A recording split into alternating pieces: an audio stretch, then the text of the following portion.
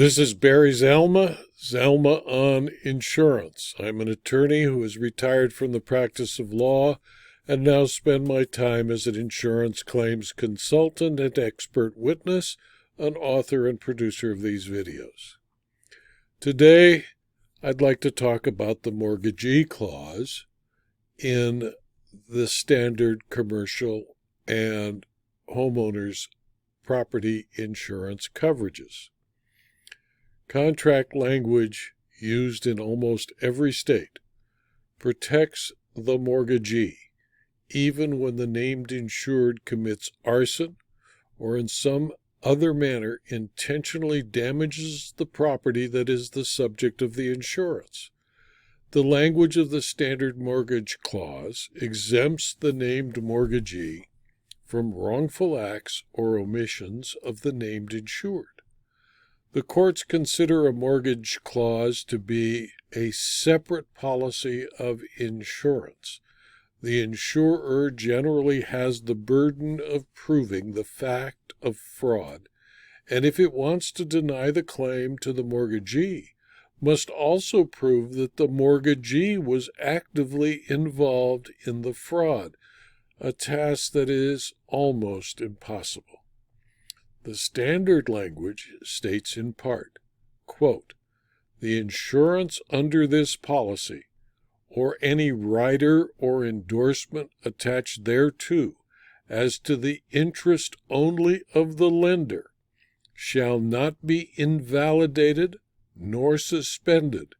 a. by any error, omission, or change respecting the ownership, description, possession, or location of the subject of the insurance, or the interest therein, or the title thereto, or whether before or after a loss, which under the provisions of this policy of insurance would invalidate or suspend the insurance as to the named insured, excluding herefrom, however, any acts or omissions of the lender while exercising active control and management of the property." This is the ancient Form 438 BFU, which was revised on May 1, 1942, and is still used every day in first-party property insurance contracts. With such wording, even if the insurer establishes that the named insured committed arson for profit, it must still pay the mortgagee up to its interest unless the mortgagee actually set the fire or worked with the insured to set the fire. The insurer can, however, limit its payment to the interest of the lender and is entitled to obtain from the lender who it pays an assignment of the mortgage so that it can collect from the arsonist the mortgage payments or foreclose upon the property and sell it to recover whatever payments it made to the mortgage holder. When a standard mortgage clause is included in an insurance commitment, courts treat the policy as involving two contracts of insurance, one with the lienholder and the insurer, and the other with the insured and the insurer. The insurer agrees to insure a single property against specified losses, and through the standard mortgage clause undertakes separate contractual duties governing to whom the proceeds of the policy are payable in the event of a loss. This provision, the standard mortgage clause or the union mortgage clause, in that it allows the mortgage holder to recover in some circumstances where the insured cannot, is important to the lending industry, since it needs to protect its interest in the property. A standard mortgage clause creates an independent contract between the insurer and the mortgagee that prevents the mortgagee's interest from being invalidated by the conduct of the mortgagor. The standard mortgage clause creates two contracts of insurance within a single policy. A union or standard mortgage clause becomes, therefore, by statute, a part of every fire insurance policy written in Mississippi, among other states. The purpose of the clause is to protect the mortgagee from loss occurring after the mortgagor or owner has caused a lapse in insurance coverage. The secured lender's provision, the union mortgage clause, is a form that may provide a mortgagee or other secured lender with insurance coverage even where the property owner has no right to collect from the insurer. An insurance policy with such a provision creates two distinct insurance obligations,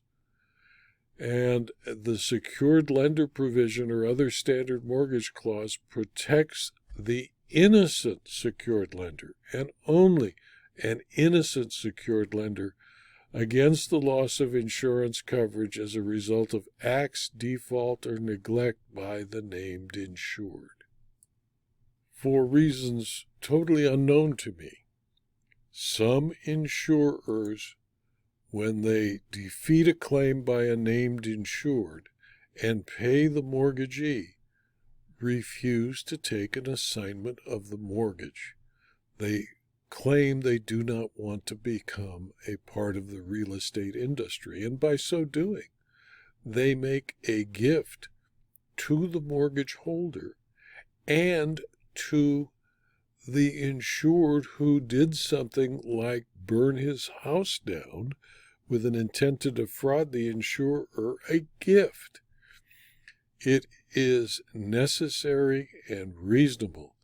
that every insurer that refuses a claim because of arson for profit or some other fraud and still has to pay the lender, to pay the lender, obtain an assignment of the mortgage, and then collect from the mortgage holder, the borrower, the amounts required by the mortgage debt. And if the borrower, who's probably in jail, doesn't pay, then the insurer can foreclose on the mortgage, sell the property at a foreclosure sale, and apply that money to reduce its exposure.